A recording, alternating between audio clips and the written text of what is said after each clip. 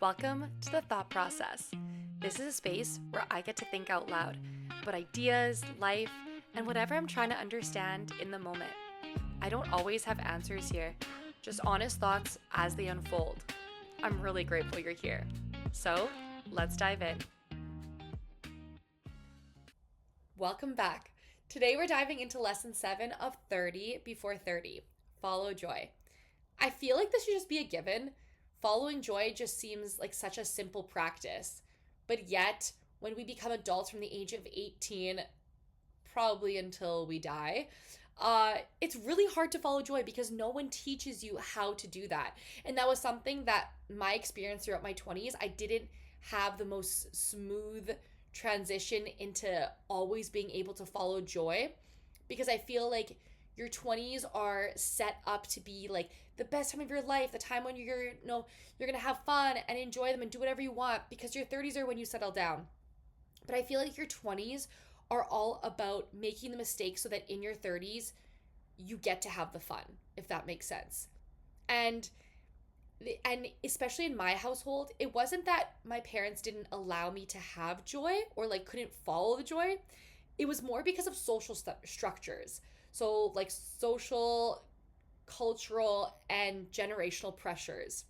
And most of the time, no one even talks about these things. Like they're just there quietly influencing our decisions. And so my first real encounter with this was right after graduating high school at the ripe age of 18. I didn't want to go to university, at least like not right away. And not only did I have no idea what I wanted to do, but I had this burning desire to become an au pair in another country. And if you don't know what an au pair is, it's basically a nanny who like works for less than minimum wage, but like we get to live in the family's home rent free, like room and board, basically like they are providing, and you're just taking care of their kids to whatever degree that you decide, like depending on your contract. And yeah, so I just had this crazy desire because and it came from something so simple. I remember in grade 12 reading in our French textbook about au pairs, and once I knew, no one was going to change my mind. Like I was so set on this. And that doesn't mean that it was rainbows and sunshines. It was actually the complete opposite. There were so many roadblocks, judgment, tension. And honestly, a lot of people might have given up. But for some reason, I didn't. And it was crazy because growing up in the Ukrainian community in my city, this just wasn't what people did. Like, not only was it not just what 18-year-olds do, they don't just like get up and leave their home and, like fly across the world and, like live in someone else's house and not go to school when you're 18. Like, not only that, but it was something that in my family, no one had ever done, So like already there's that pressure of, my parents, like they're raising this child and this child just like decides that she's going to go do this. But on top of that, they have no prior experience because that's not what they did. That's not what their parents, like, it's just like, that's not what we're supposed to do. And so for everybody, it was just this moment of like judgment and tension, right? Like right after you finish school, you went to university or college, you got a degree. There was no time for that kind of silliness. And my family freaked out. Like honestly, they did. Like there was judgment, there was pressure, and yet that didn't stop me. Again, it made me fight harder for some reason. Like beyond comprehending.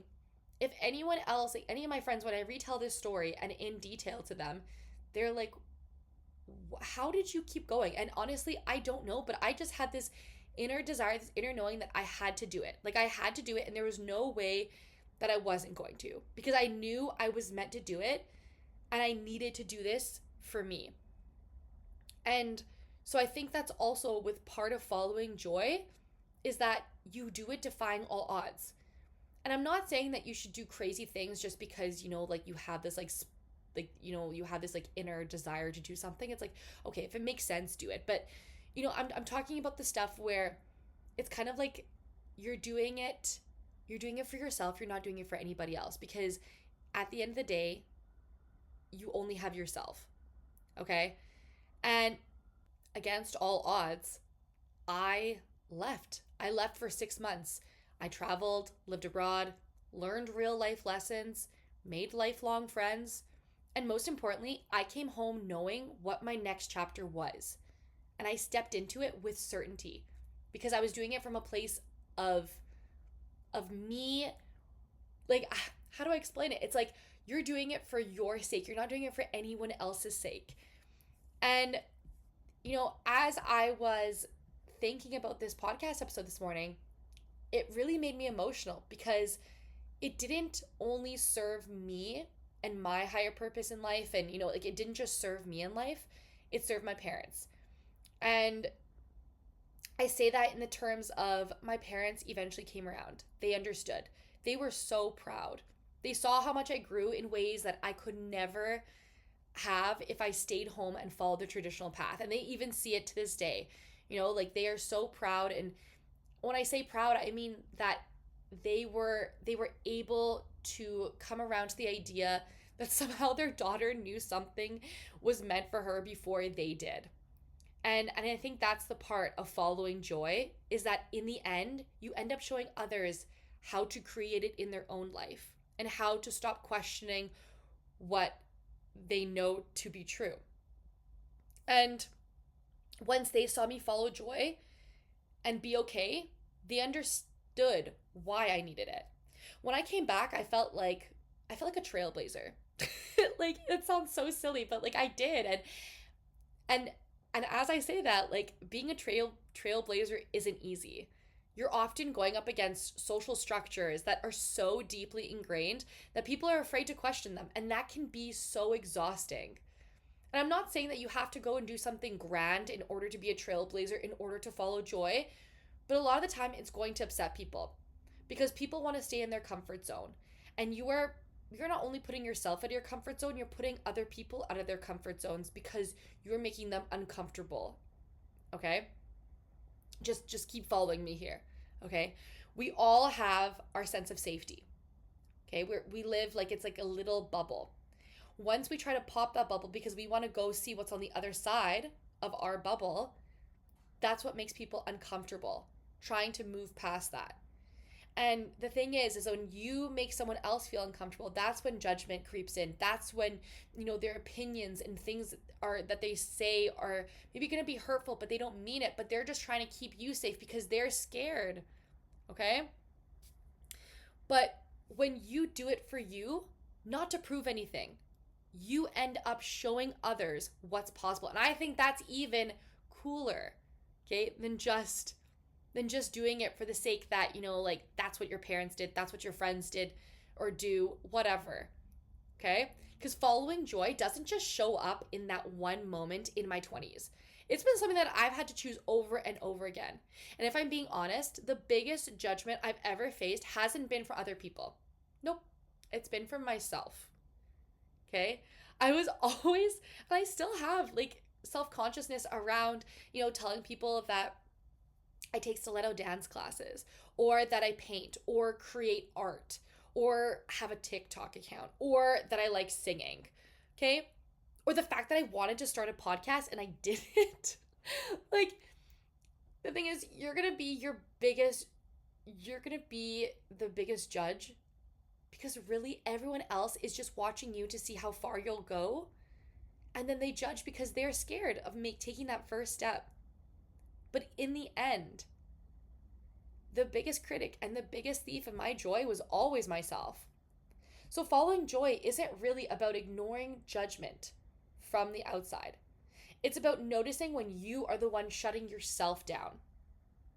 And maybe that joy isn't meant to be loud or perfect or public. Maybe it's just something that lights you up quietly, and that's enough. You don't have to tell people about things that bring you joy, but you should be following that joy. So I hope this episode feels like a permission slip to follow joy, without letting judgment get in the way of what you really want. Life is way too short to live for other people's expectations. I love this podcast because it truly lets me think out loud, like as if I am writing a diary entry. These episodes feel like notes to my younger self, reminding her of how far we've come and how proud I am of her. And so, I'm going to leave you with this reflection question. What is something that brings me joy that I have been quietly talking myself out of? And as always, I'm really grateful you're here. Until next time.